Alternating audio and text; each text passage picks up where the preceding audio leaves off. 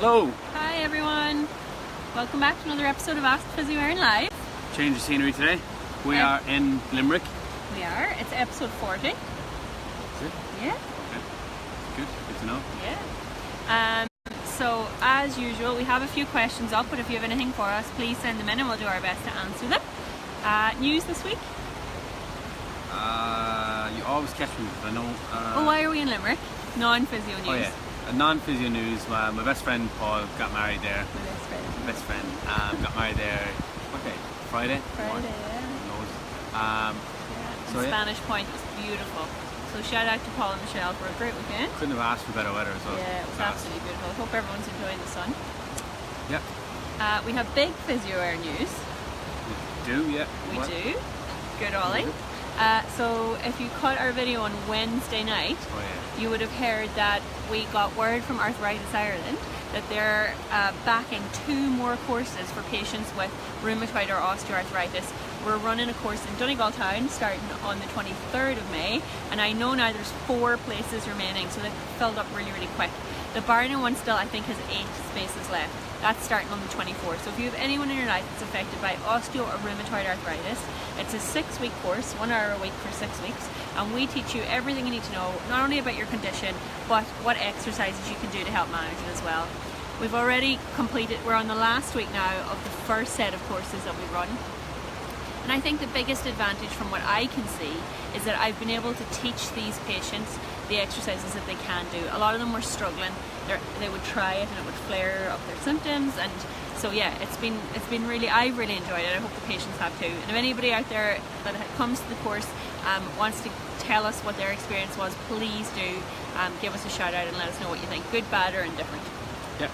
Yeah? Perfect. Okay, so question wise this week. So it's funny, this week I've had 2 questions around little fingers, but here's the one that came in.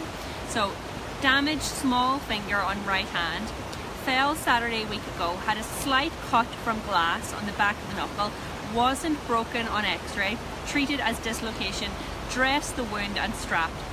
Went to fracture clinic last Wednesday and doctor said I damaged the capsule.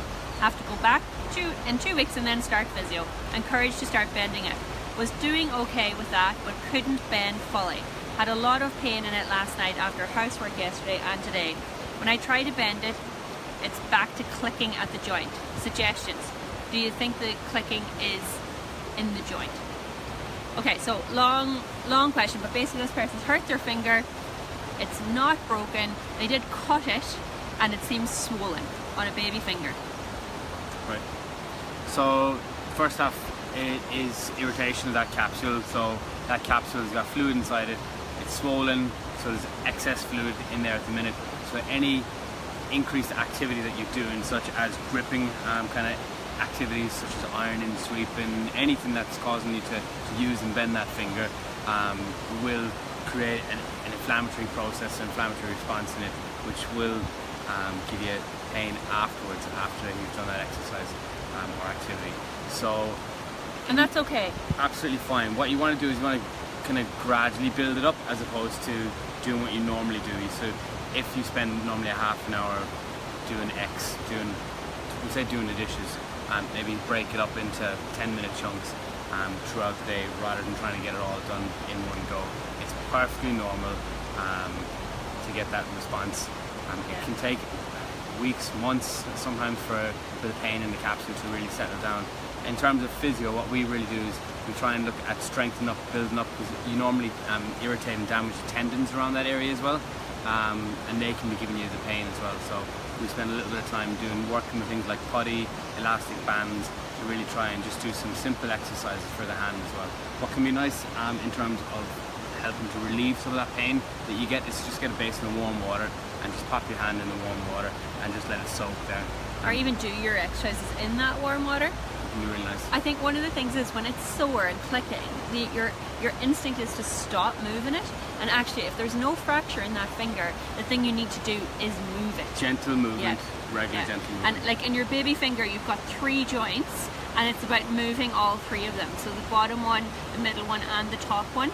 And even Ollie, if you want to show them with your hand, like you can use your other hand. Huh? I'm holding your I can put it down. Show them what we're doing.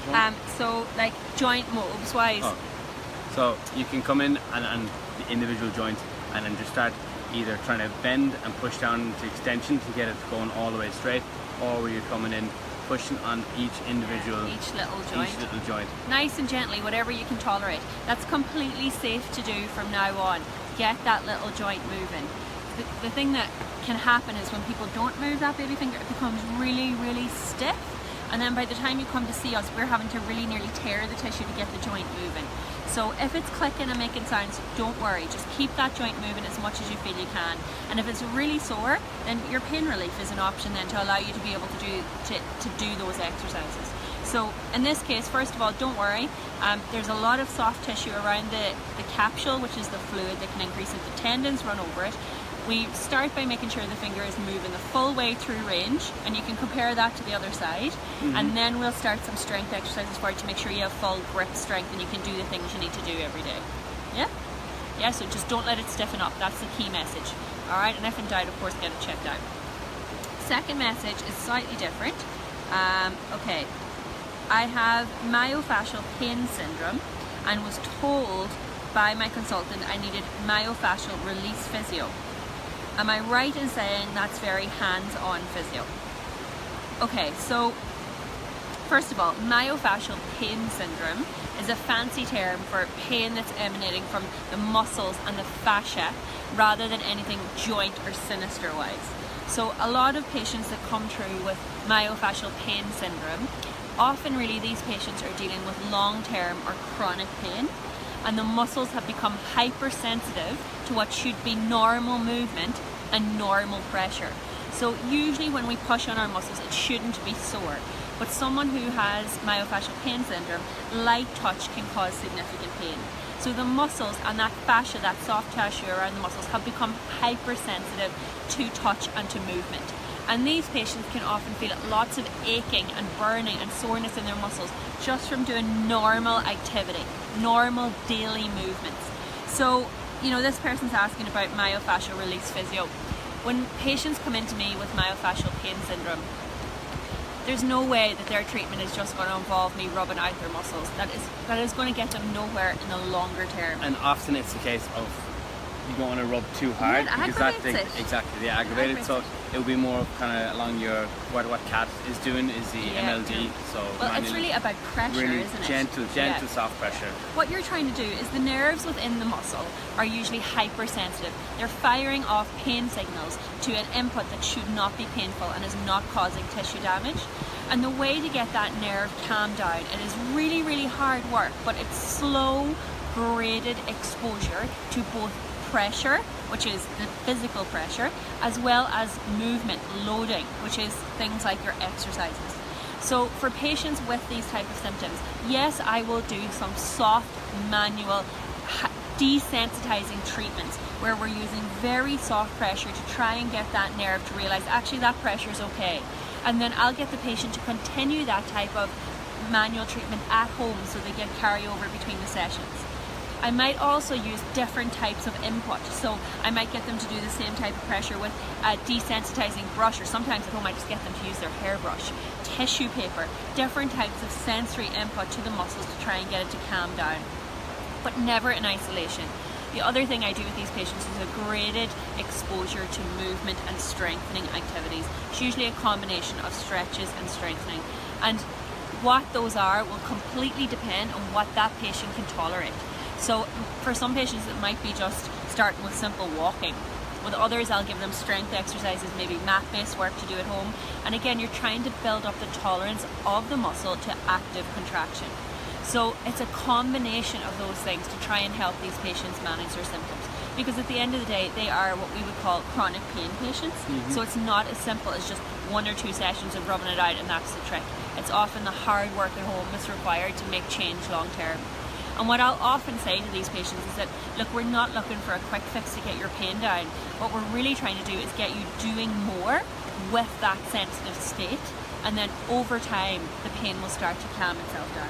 But it's really, really challenging, and the patients really have to be on board. It's small changes over a long period of time, but when it works really well, and they can start to function, do more with the pain that they have, and then over time they start to notice that things aren't quite as severe. So yes, long-winded question, but it's a multi-component treatment for my patients with myofascial pain syndrome.